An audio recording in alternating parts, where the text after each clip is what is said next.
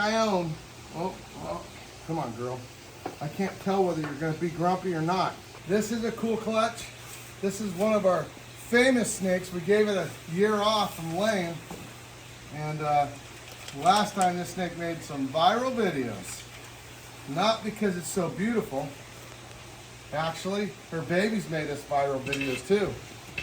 And this time, we got mostly fertile eggs, but I see some infertile eggs mixed in. She's got her head tucked.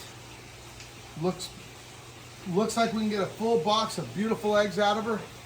This is a motley golden child, extremely black. She's actually 100% het pied. Look at that beautiful egg. So I'm gonna actually take some. Her head's tucked away, so we're gonna take advantage of that. So whoop, it ain't gonna stay tucked away, I'm afraid. Whoop. So she used to be really crazy. I don't know if she learned much in the last year and a half while she had a vacation. Sometimes vacations aren't good. And to be honest, they usually breed better if you just breed them every year, but sometimes you let them skip a year, they have some follicles that swell up, go down, and don't fertilize as good the next time around. You miss them. I think that's what happened, but that being said, she's still as beautiful as she was. She's the only snake I own. That could probably win my love outside. We may have to have a contest. You know what? We'll let her settle down a couple days, get back to her sweet self, and we're gonna have a contest on her and my love. Okay, so there's a lot of infertiles, but there's a lot of fertiles too. Sometimes the male will breed one oviduct will end up with a bunch of fertiles and the other one will end up with infertiles, which makes about 50% infertiles. In this case, one thing that looks really good, oh, come on girl. I can't tell whether you're gonna be grumpy or not. If you're on mom mode or sweetheart mode. Are you sweetheart mode? I don't think so. I don't think she's in sweetheart mode. I think she's in grumpy mode. But we'll get her off at the end of the video and show you how beautiful she is. So, come on. Let me just take your eggs away right now. Okay, here we go. This is what I call cheating. Because I don't have to argue with a snake. Uh-oh. That's also how I end up bleeding sometimes. There we go. Look at that. I made that look easy, huh? Just because of this, I'm definitely going to give you guys a beautiful, man, I wish it was daylight outside. I'd take her out right now. Look at those eggs. So the question is, can I get them in here? I think I can get them in here because there's just enough infertiles. Like always, I'll show you what's inside of an infertile egg, which is the same that's in these eggs, except it's missing the little embryo. Okay, ooh. She's gonna still probably give me a light me up. So look at that. Okay, there we go. Look at those eggs. So eggs are soft. They continue growing the whole time. I'm keeping an eye on you. Don't worry. Just in case you decide you want to be that. You want to be that snake. So wow, these eggs are absolutely fantastic. The majority of them that are fertile look really fertile. Sometimes when you get infertiles, you get bad ones with it. Even these with the spots don't bother me because they look really, really healthy. And there's an infertile. You can tell them they got pointy ends on them. So kind of curious how the count is almost identical as fertiles because sometimes one oviduct just doesn't get the proper fertilization.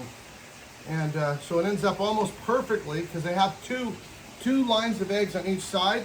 And they literally just poof, poof, poof, poof, when they lay eggs, and when they ovulate, same thing. So there we go. There we go, there we go. I would have had to get another box for sure. We would have never gotten them in one box if it would have all been good. But the good news is they do really good when the eggs are tight. What do you think, girl? Are you coming over here to give me a love tap? Tell me thank you? Give me a hug? Huh? Okay. The eggs, for whatever reason, seem to do better when they're real tight together and in a tight area. You see how I'm pushing pressure so they're all push against each other? Tim thinks it's because of the way it pushed on the eggs. Okay, I think you have one more fertile egg in there, or at least one that might. So this is one of those eggs that might or might not be fertile. So, see, I'm going to say that this one's not going to make it. I say 80% chance this egg will not make it. I think it's more like higher. But I'm going to take it, put it right here, next to one of the other eggs that don't look that good. We'll keep a little bit of an eye on it, and we'll make sure to check it out. So we got, I'm not even going to count that egg. I'm not going to count those 2 eggs. 2, 4, 6, 8, 10, 12, 14, 16, 18, 20, 22, 24, 26, 28, 30, 32, 33 good eggs. I don't think we got 33 slugs, but a couple of those look funny. Come on, girl. Come on, you're going to show everybody how sweet you are? Because you didn't look very sweet in your last video when you were pulling your eggs. But a lot has changed, right? We had wild times. So I'm going to show you how beautiful this snake is. Come on. Come on. So this snake actually has a pretty good body weight. I would say she was slightly overweight when she laid her eggs. That being said, all we're going to do is let her pretend that she is incubating these eggs. Because typically, they don't eat the entire time on the, when they're wrapped around the eggs, they don't eat. If in the wild, these eggs were infertile, they would all the snakes would die because these infertile eggs would cause flies to come, they would rot. The humidity would make them all nasty, gnats, bugs, and along with all that smell comes predators of all kinds. Big monitor lizards like this will come down and eat them. Like, I'll show you right now. There you go. Come on. There you go. So inside of these eggs is just, ooh, I don't want to get that much all over. So what I'm going to do, see there's no yolk in them at all. Oh, I'm going to make a mess. This egg was fertile at some point. I can tell. There. So that egg was fertile at some point. It's a little bit different than most of them. I can tell because it's a little bit more fluid. Come on. Oh. You're sleepyhead, but you'll still want it. Oh, there you go. Look at that. These things are so happy to get them. This is like gravy to them. Okay. So she's pretty empty now. You can see she's got empty sides. She's lost a lot of weight during the egg laying process, but she's still got fat. So see, the good part is I don't let my snakes get really thin because once in a while it takes them more than 3 months to go back on food. And you can actually get in a situation where the female can get in a really bad situation.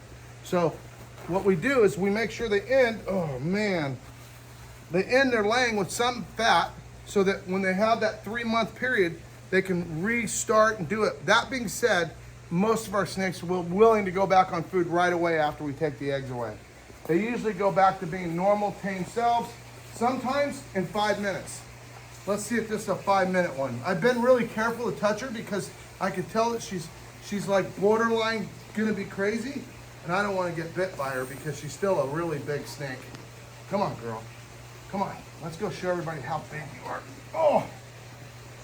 But look how beautiful she is. Man, absolutely gorgeous. I can see the rainbow inside right now, so I know that it would be absolutely incredible.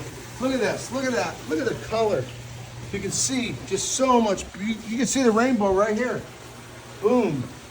And that's with no UV whatsoever, no light, just inside, dark outside even. So anyway, she did good. She did us really good. And we're gonna put her away. She's actually, I don't know, I have to look at her age. I think she's about 8. So anyway, come on girl, let's go put you away. Whatever you do, keep living your dream, whatever it is. Enjoy the ride, because you know what? The struggle is the dream. It is absolutely part of the process. Life is never easy.